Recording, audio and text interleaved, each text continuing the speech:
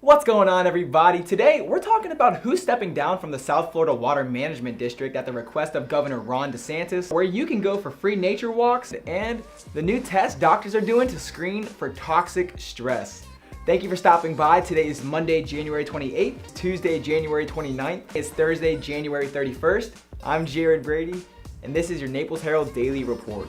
In the wake of the recent red tide outbreak here in Southwest Florida, Florida Gulf Coast University is seeking $9 million from the state to study, understand, and hopefully eradicate this problem that's still lingering off our beaches here in Southwest Florida. Hundreds of tons of fish have been washing ashore in Southwest Florida over the past 6 months, and Dr. Michael Parsons, a professor of marine science at Florida Gulf Coast University and director of the Coastal Watershed Institute and Vester Field Station, is one of the many professors at FGCU working to understand what is fueling this red tide that's refusing to dissipate. You know, we're at ground zero here. It's in our backyard, and we know that we knew we had to get more involved and we're here. Some of what we're proposing is quite different. It's interdisciplinary.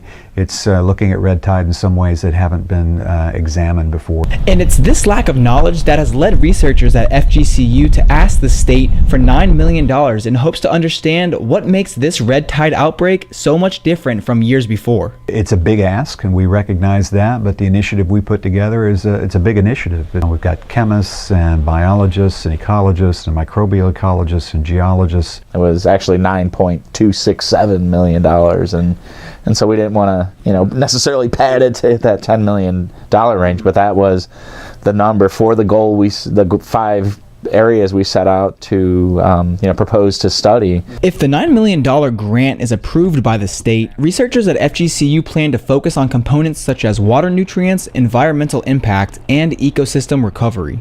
So basically what we wanted to do was look at some of the different factors and different, facets of red tide. How will the system rebound? Is it a resilient system? Will we see the stone crabs come back? Will we see the fishes come back? So on and so forth. With the $9 million grant, FGCU researchers plan to do more than just study the environmental effects of red tide. We want to look at the economic impacts.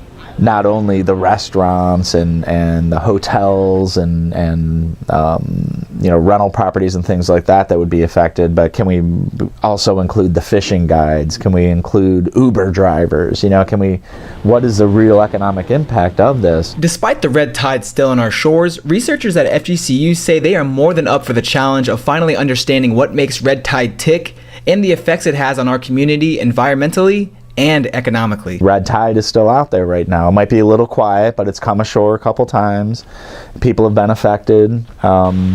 It's still there. We're fully capable to do this, and I'm confident, that we will do an excellent job. The state's been a good partner for us, both in terms of funding over the years and in terms of the collaborations that we've had with many people in different state agencies. It's still going to make water quality much better here in Southwest Florida. It's going to make fisheries better, and it's going to make a better outdoor experience for people who live here and visit here.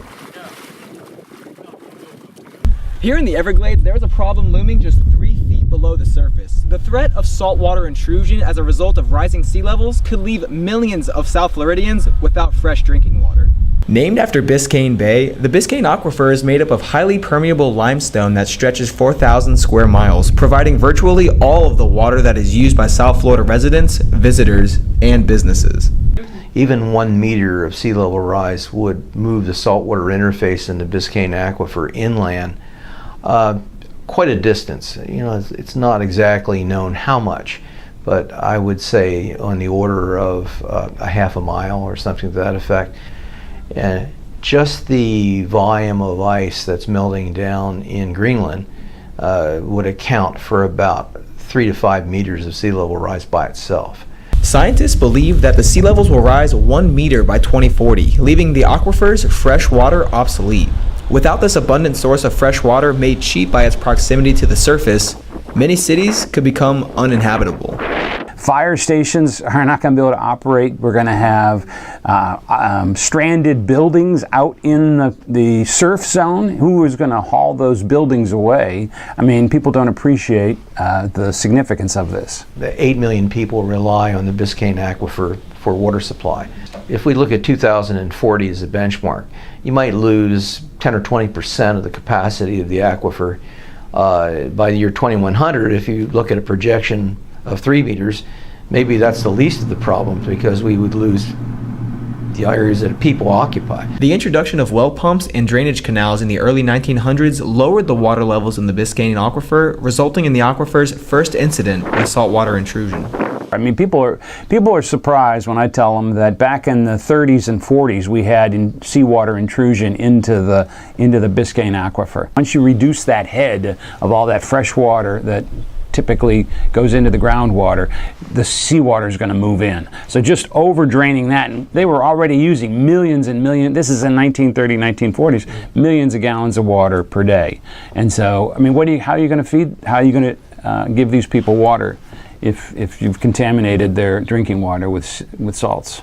With the threat of saltwater intrusion, scientists will have to turn to more costly solutions through desalination plants and reverse osmosis to return the water back to its purified state. Reverse osmosis would be the primary means of using membranes, removing the salt, and making the water appropriate for human use. We do have a monitoring network that we monitor regularly to look at chlorides, and is the front moving in, is it remaining stable? All you gotta do is throw money at it.